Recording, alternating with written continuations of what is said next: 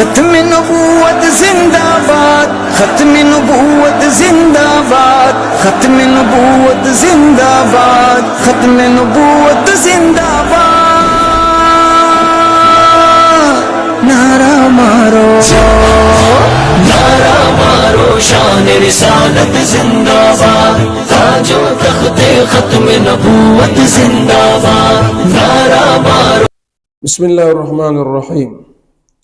عالم برزخ میں یعنی عالم قبر میں عقیدہ ختم نبوت کا تذکرہ، نبی کریم صلی اللہ علیہ وسلم کا قبر میں ختم نبوت کا تذکرہ کس طرح ہے؟ جواب: قبر میں جب فرشتے مردے سے سوال کریں گے کہ تیرا رب کون ہے اور تیرا دین کیا ہے اور تیرے نبی کون سے ہیں، تو مردہ جواب دے گا ربی اللہ وحدہ لا شریک لہ، الاسلام دینی، محمد نبی وہو خاتم النبیین، فیقولان لہ صدقت۔ ترجمہ: یعنی یہ جواب دے گا مردہ سوال کرنے والے کو قبر میں کہ میرا رب وحدہ لا شریک ہے، میرا دین دین اسلام ہے اور محمد صلی اللہ علیہ وسلم میرے نبی ہیں اور وہ آخری نبی ہیں۔ یہ جواب سن کر فرشتے کہیں گے کہ تو نے سچ کہا۔ تو معلوم ہوتا ہے کہ عالم برزخ میں بھی نبی کریم صلی اللہ علیہ وسلم کے ختم نبوت کا تذکرہ ہوگا، عالم آخرت میں بھی عقیدہ ختم نبوت کا تذکرہ۔ عن ابی ہریرہ رضی اللہ تعالی عنہ فی حدیث شفاعته فیقول لهم عیسی علیہ الصلاۃ والسلام اذهبوا الى محمد فیأتون محمدا صلی اللہ علیہ وسلم فیقولون یا محمد انت رسول اللہ وخاتم الانبیاء۔ حضرت ابو ہریرہ رضی اللہ تعالیٰ عنہ ایک طویل روایت میں ذکر کیا گیا ہے کہ حضرت صلی اللہ علیہ وسلم نے فرمایا کہ جب لوگ حضرت عیسیٰ علیہ السلام سے قیامت کے دن یعنی قیامت کے دن شفاعت کے لیے عرض کریں گے کہ آپ اللہ کے نبی ہیں، آپ ہماری سفارش کریں، تو وہ کہیں گے کہ حضرت صلی اللہ علیہ وسلم کے پاس جاؤ۔ لوگ میرے پاس آئیں گے اور کہیں گے اے اللہ کے رسول محمد صلی اللہ علیہ وسلم آخری نبی۔ یعنی یوں قیامت کے دن بھی حضور صلی اللہ علیہ وسلم کی ختم نبوت کا تذکرہ ہوگا۔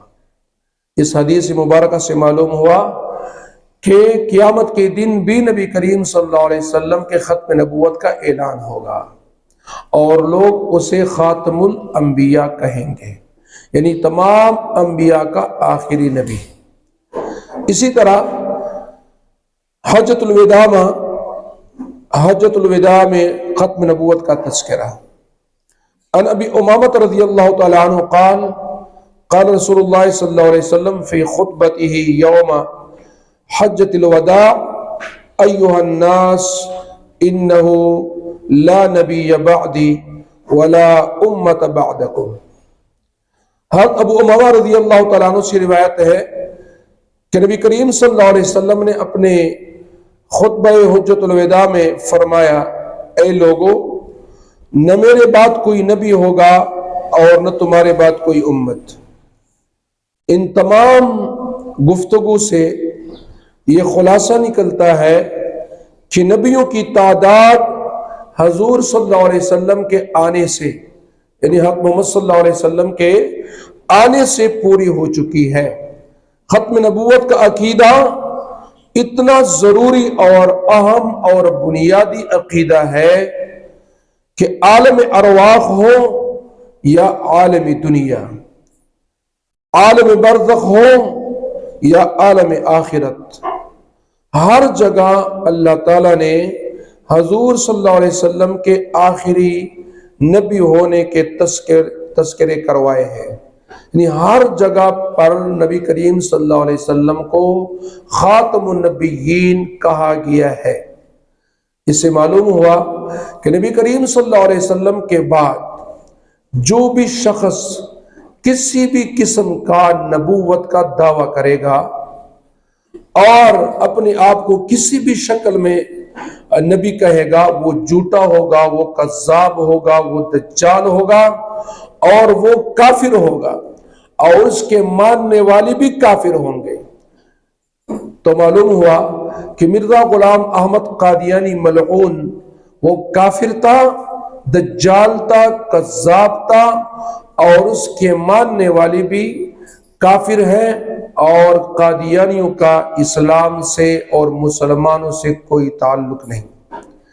اس لیے کہ نبی کریم صلی اللہ علیہ وسلم کے ختم نبوت کے بعد نبوت کا دعویٰ کرنا کفر ہے، زندیقیت ہے، دجل ہے۔ لہذا مسلمانوں کا عقیدہ ہے کہ اللہ تعالیٰ نے حضرت آدم علیہ السلام سے نبوت کا سلسلہ شروع فرمایا اور جناب نبی کریم صلی اللہ علیہ وسلم پر ختم فرمایا۔ اللہ تعالیٰ عمل کرنے کی توفیق عطا فرمائے۔